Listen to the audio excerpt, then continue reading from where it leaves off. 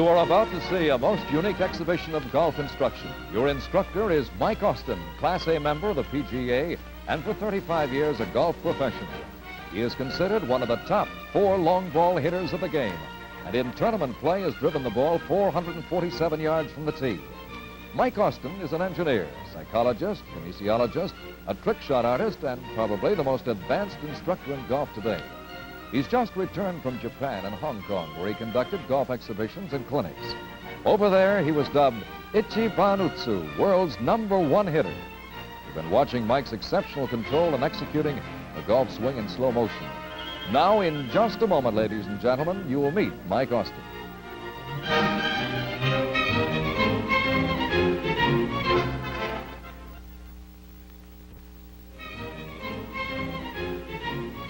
Ladies and gentlemen, Mike Austin. Mike, what's the purpose of the costume you're wearing?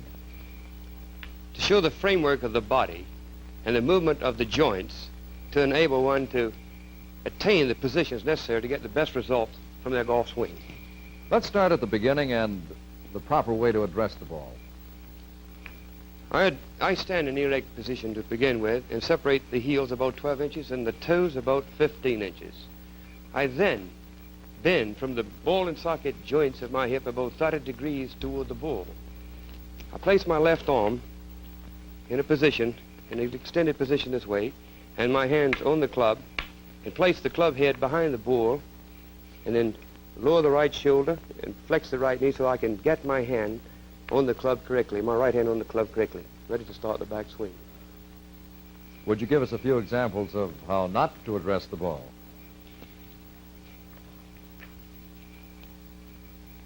This is improper posture, sitting down and collapsing the vertebrae of the back, dropping all the upper torso down on the muscles of the stomach and intestines and so forth. This is wrong. Standing with your feet too wide takes the body out of the swing. All you can move is the arms and the club. Standing too close, you don't have good balance, and you'll wobble like this. Standing with the closed stance blocks out the right side, so you get a bad shot this way. Standing too open, this actually blocks out the body, so you won't get the proper results. It causes you to cut across the ball, too, and slice it, generally. Mike, do you grip the club in the same way as the other leading golf professionals? Yes, I use the standard overlap grip. This is where palm versus palm, and the arms form a figure V from the wrist to the shoulders. I place the palm of my left hand on the front side of the shaft, with the heel of the left hand on the top of the shaft, and the thumb of the left hand on the top of the shaft.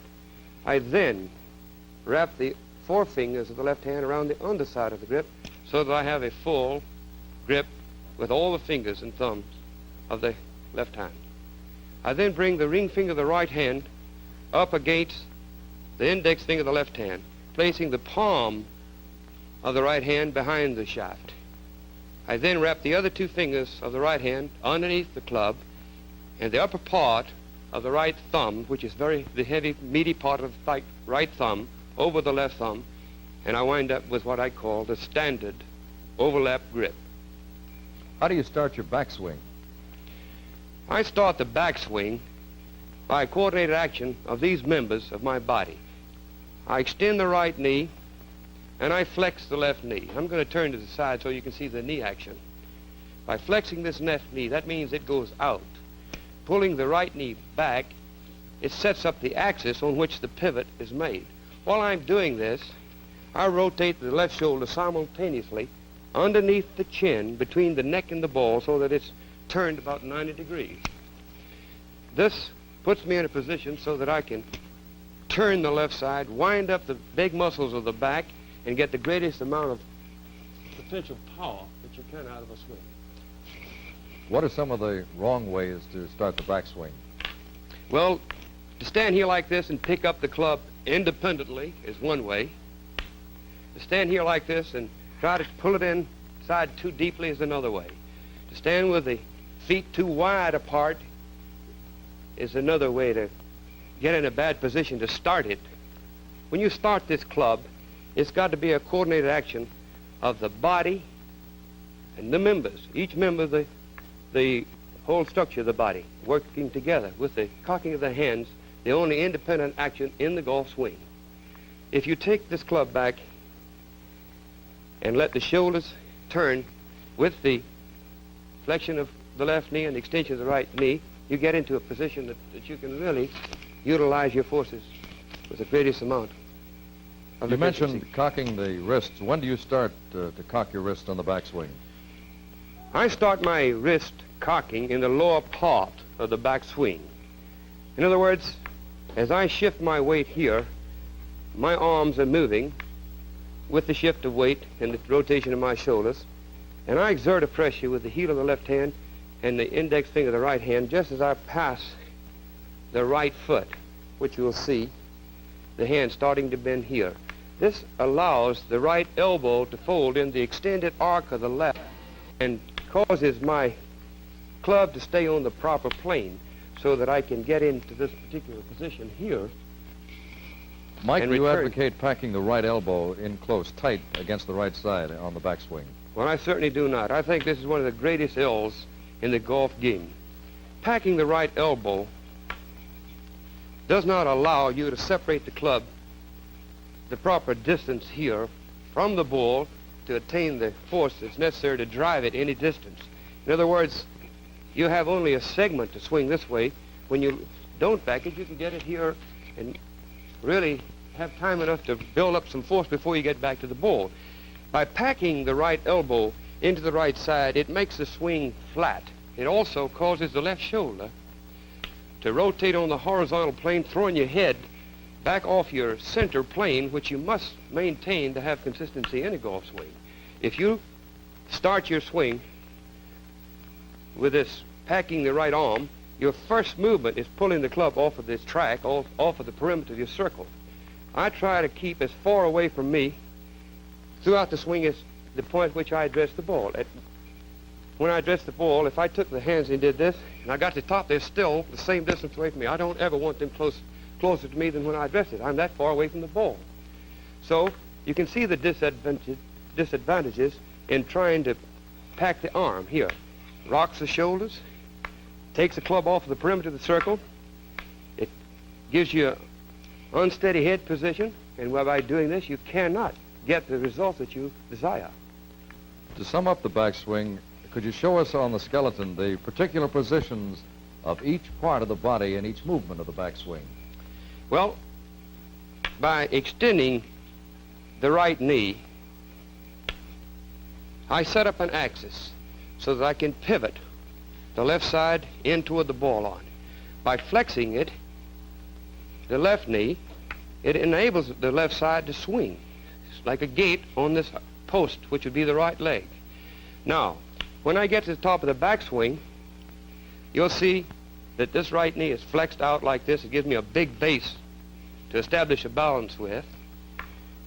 Rotation of the shoulder into this position right here winds up the large muscles of the small of the back, so I can utilize those to create force with when I shift over to the left leg to start the downswing.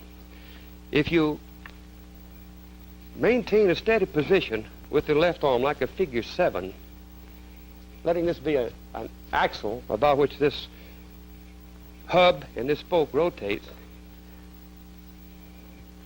you can time this thing correctly just by unfolding the things that folded on the backswing, you see? So my wrists are folding, my right elbow is folding, my left knee is folding, my right knee is straight, my left elbow is straight. Thank you, Mike. Before we ask you to demonstrate your method of executing the downswing, we'll pause right now for just 60 seconds. Now, Mike, let's get to the downswing. How do you determine just when to start the club head down to meet the ball? Well, when I feel that my weight is supported by the right leg and the right hip, and the big muscles, these large muscles of the back are wound up, the shoulders then, if you actually feel like the left shoulder is facing that ball, you're pretty wound up. The hands will then be splitting a plane between the right ear and the right shoulder. So you get the full turn of the shoulders with the support of the legs in this way.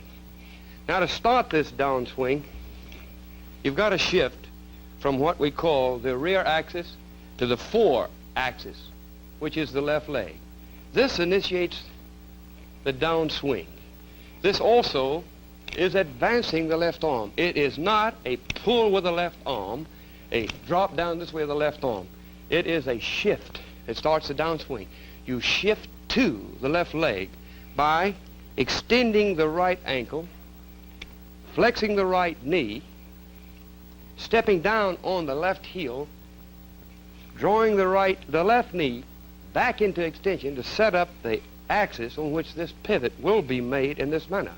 While you are doing this, your left shoulder is turning from a low position towards a high position. The right shoulder is turning from a high position to a low position on this transverse plane. That is the plane between the base of the neck and the ball. In other words, I don't want my shoulders to rock. And if you do it in this manner that I'm prescribing right here, your shoulders will operate like a wheel on an axle. Now watch this action here. I start this downswing by trying to raise my right heel, which forces my left hip outward and my weight down upon my left heel. It also causes my right shoulder to start lowering and my left shoulder to start raising. This in turn is moving this spoke. In other words, I utilize the shoulder as a hub and the left arm as a spoke. And when I make the shift, the hub and the spoke is moving. Then it's very simple to put back what you took out. You took out on the backswing 90 degrees by cocking your hands and by folding your right arm. Those two things have got to be straightened out to return or put back what you took out on the on the backswing. So, as I shift, I'm advancing my left arm by the shift of the weight and the rotation of my shoulders. While I'm doing this, I'm going to try to activate the head by the utilization of my hands so that the club shaft. For comparison's sake, would you show us some of the wrong ways to start that downswing? If you're here, some of the books will tell you to turn your left hip. You turn your left hip, you drop your left shoulder, you go across the outside of your line and you swing in, making an outside-in loop and slicing the ball, topping the ball, shanking the ball. That is one incorrect movement. The other, there are many incorrect movements, but I despise the turning of the left hip because it causes you to rotate and your weight shifts backwards like a person trying to pitch a ball to a catcher and step into the second baseman. Your body motion actually neutralizes the hand motion. You have to step toward the catcher and pitch. But in the golf, it's an underhand pitch like this.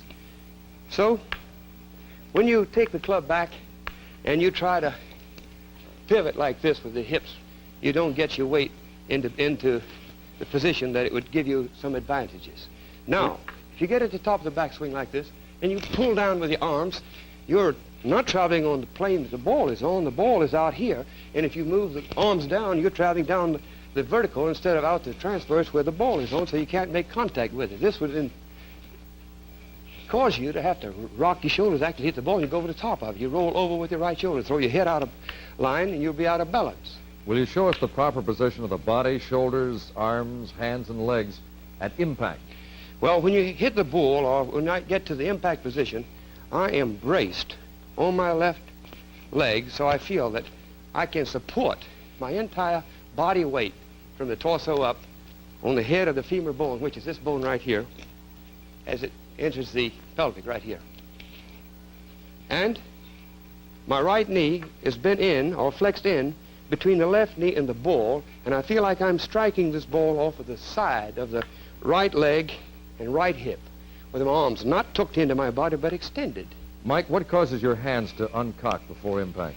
Well, when you move your weight forward like this, I take my left thumb and try to force it against the shaft, and also the upper part of my right thumb against the left, which causes the shaft to catch up with the left arm.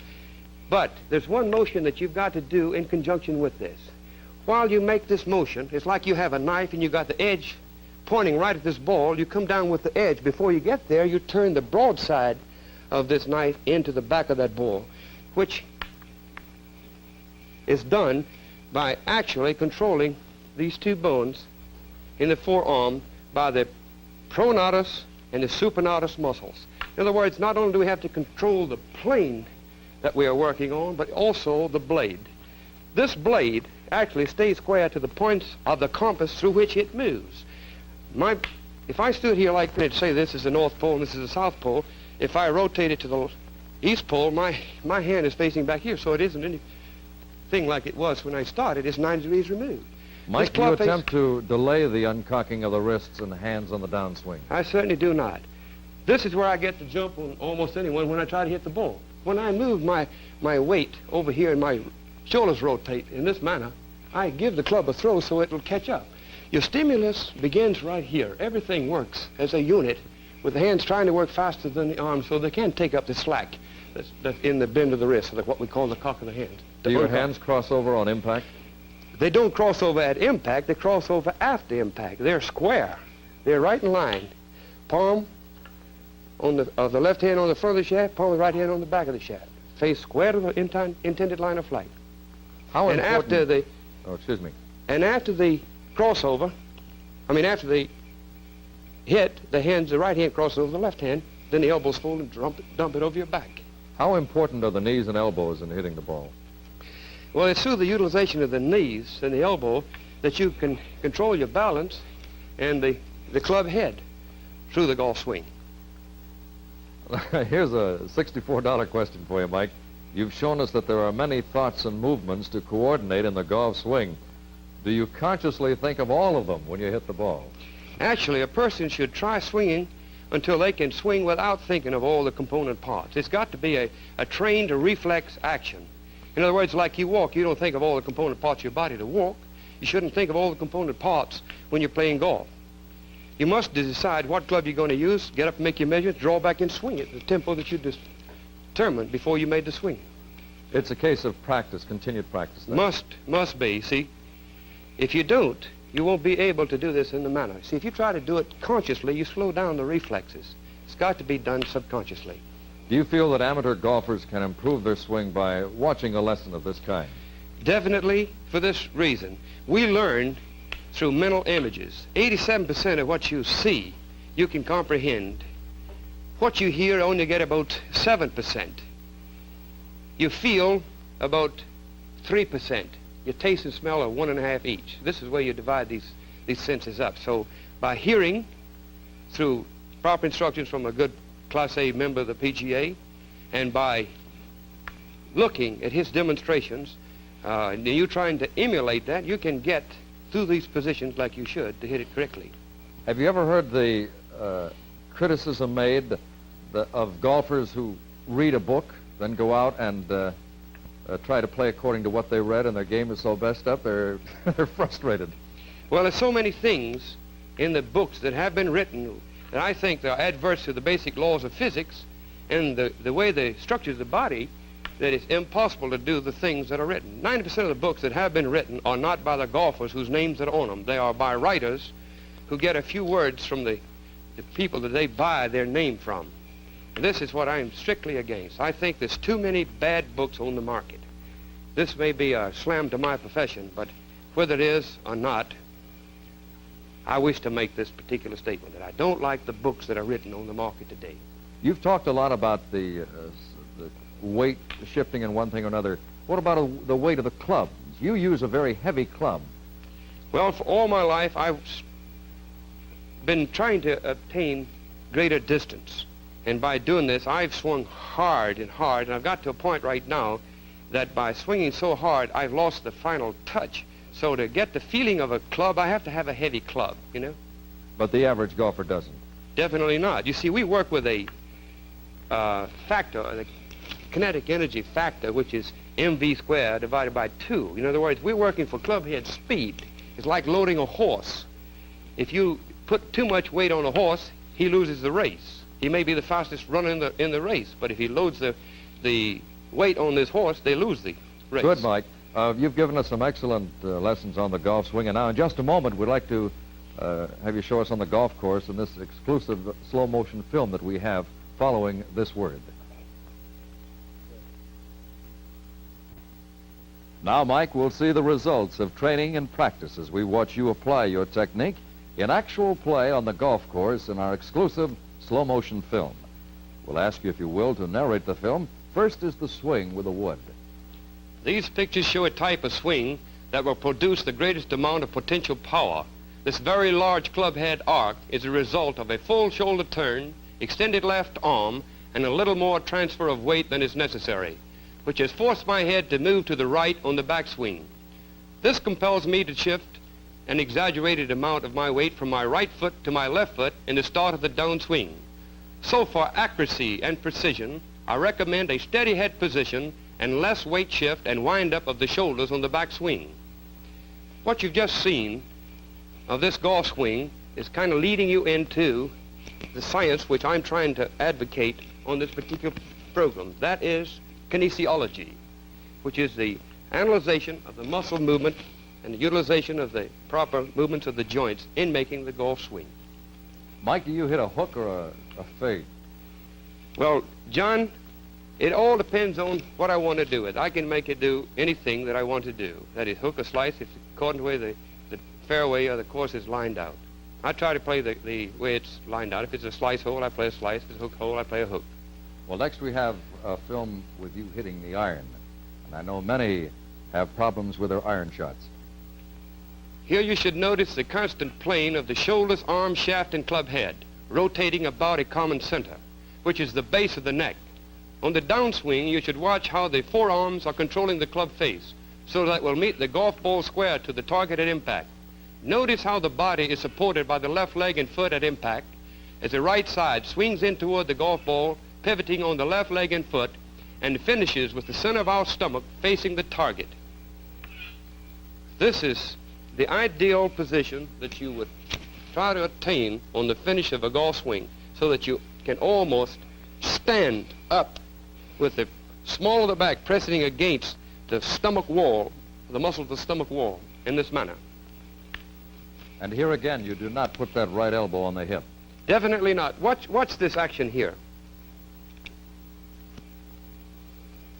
If you put it here, you're on a too flat a plane. You're going in between the hips and the shoulders. It throws your head up and off of the position that you're trying to attain, the center position. Now, Mike, a slow-motion film of one of your trick shots, which illustrates a basic point in your philosophy of the golf swing. The shot with the rope attached from the left arm to the club will prove that the downswing does not start from a pull of the left arm to initiate the downswing. The downswing is initiated by a coordinated action of the body, arms, hands, legs, and feet, with each receiving its stimulation at the start of the downswing and resulting in the uncorking of the wrist and the unfolding of the right elbow, that the club head and shaft catch up with the left arm at impact. I get the feeling when I take a swing at a golf ball that I am making an underhanded pitch or throw of the club head while stepping over onto my left foot and aiming the club through the golf ball.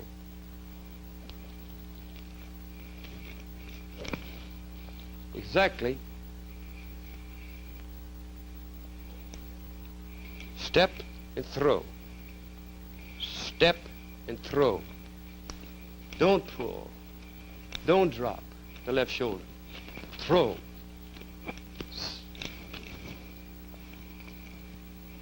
Mike, do you vary this in any way with the number of clubs, like from the short 9-iron or the wedge to your longer irons? The only variance would be in the length of the club which you're using. My hands are still the same distance away from me. It doesn't change the action of the club itself. But you close your stance, don't you, for the shorter shots? Well, I would, yes. I'd move my right foot more in towards the center line, which actually closes up my position of the feet, you see. You have, or would you consider it an abnormally big backswing? Do you think it's abnormal? Well, actually, I have a little more because I'm trying for a little more than is necessary. You see, in getting this position that I'm getting, I wouldn't move over the ball with my head if I would stop about here. But by trying to rotate my shoulders a little more than necessary to get a regular amount of distance, I get a slight movement of my head as I go back. This has caused me a little difficulty in direction.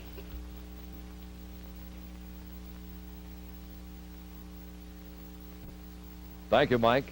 Now, as we close, I wonder if you would show us that slow-motion treatment of the full golf swing again. Ladies and gentlemen, KHJ-TV Channel 9 has presented Mike Austin, golf professional, in an unusual program of instruction in his advanced method of achieving a perfect golf swing. We invite your comments. Just address a postcard or letter to Golf, KHJ-TV, Hollywood 38. John Willis speaking. This has been a special sports presentation on KHJ-TV Channel 9, your Major League Sports station for Los Angeles.